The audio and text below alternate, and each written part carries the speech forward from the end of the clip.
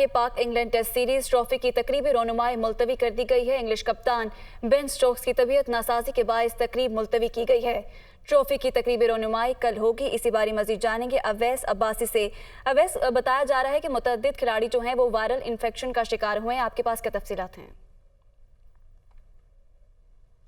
आज बिल्कुल इंग्लैंड की क्रिकेट टीम 17 साल के बाद पाकिस्तान का दौरा कर रही है। गुज़िश्ता 2 रोज़ से इनके प्रैक्टिस सेशन जारी थे रावलपिंडी क्रिकेट स्टेडियम में। आज भी प्रैक्टिस सेशन था।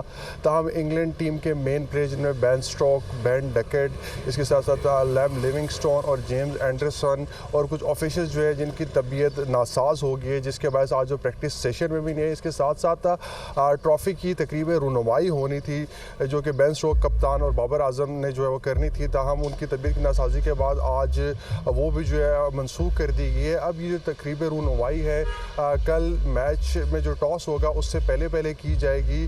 और इसके साथ साथ आपको बताते चलें कि इंग्लैंड क्रिकेट बोर्ड की जानिब से जो है ये आगाह किया गया है कि किसी भी प्लेयर को कोविड की शिकायत नहीं है। ताहम मौसम की तब्दीली की वजह से जो है वो वायरल इन्फेक्शन का शिकार हैं 5 से 6 प्लेयर्स, उसके साथ साथ कुछ टीम ऑफिशियल्स।